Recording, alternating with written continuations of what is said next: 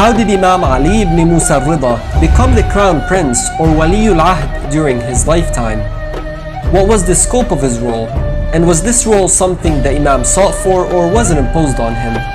Uncover the truth and understand the political landscape at that time and what Imam al Reda alayhi salam had to endure.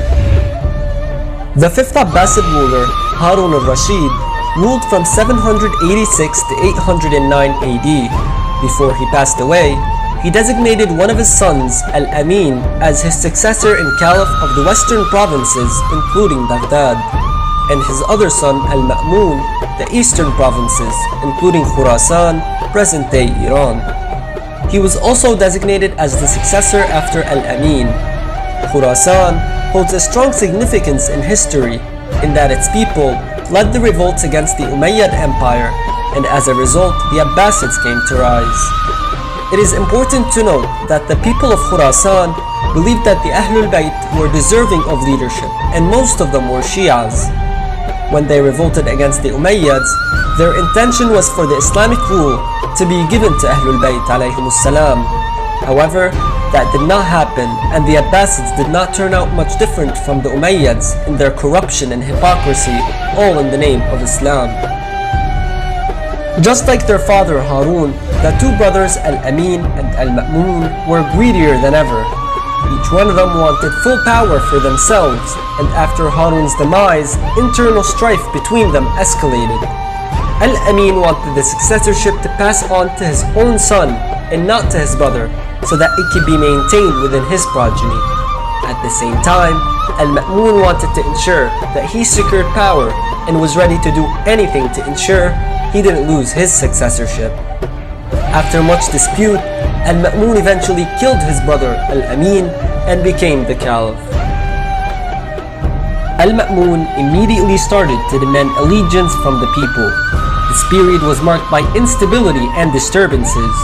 Some refused to pay allegiance, asserting this would go against the will of Harun, while others wanted this state of instability and revolts to continue in order to take part in rebellions against the Abbasids. There were also those who did not want either brother to take rule. In the midst of this instability, al-Ma'mun was determined to maintain control of the situation and had several objectives to achieve his political goals.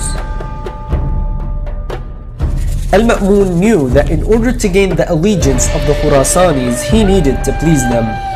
If al-Ma'mun designated Imam al Reda to become the caliph and withdrew himself temporarily, this would eventually be in his favor. Al-Ma'mun can then designate himself as the crown prince, and this would help legitimize his caliphate after the Imam, since people would assume that the Imam approves of al-Ma'mun as his successor. He would then devise a plan to eliminate the Imam and take over as the caliph. He knew that the caliphate was not his right and was looking for ways to justify it and gain the trust of the people. Al-Ma'mun knew that the masses of people gravitated towards the Imam, and he was loved by both Shias and Sunnis alike. This served as a threat to him, and he wanted to keep the Imam under his watchful eye. He also wanted to damage the reputation of the Imam by giving the impression to the public that the Imam was in fact power-hungry and was interested in worldly gains. However, the truth was far from this. In fact, the caliphate was the divine right of the Imam, which al-Ma'mun violated and took away wrongfully. After all, how can he offer the Imam something that was not his in the first place? When Imam al Reda alayhi salam refused this proposal, al-Ma'mun assumed the role of the caliph and proceeded to force the Imam to be his successor. He threatened the Imam that if he did not accept, he would be killed. Al-Ma'mun sent special agents to Medina and summoned the Imam to leave his hometown al-Medina and to travel all the way to Khurasan. The Imam refused many times but ultimately had no choice and traveled to Khurasan reluctantly. Imam al Reda had a religious obligation to save his life and had to accept this forced directive on him.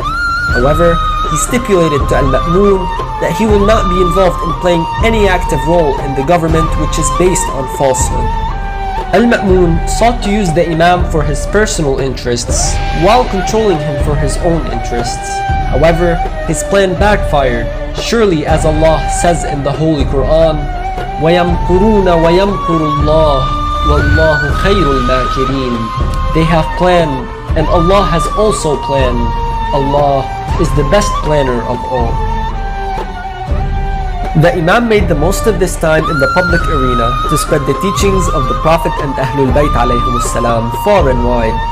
He spent countless hours with a multitude of people who would travel from far to learn from him. The people's love for the Imam increased, and they even placed him on a higher pedestal than al-Ma'mun. This was a golden period where Shias thrived, and for the first time in history, Shias were able to freely visit their Imam without fear and learn from him. As a result, many from all schools of thought benefited from the Imam's knowledge.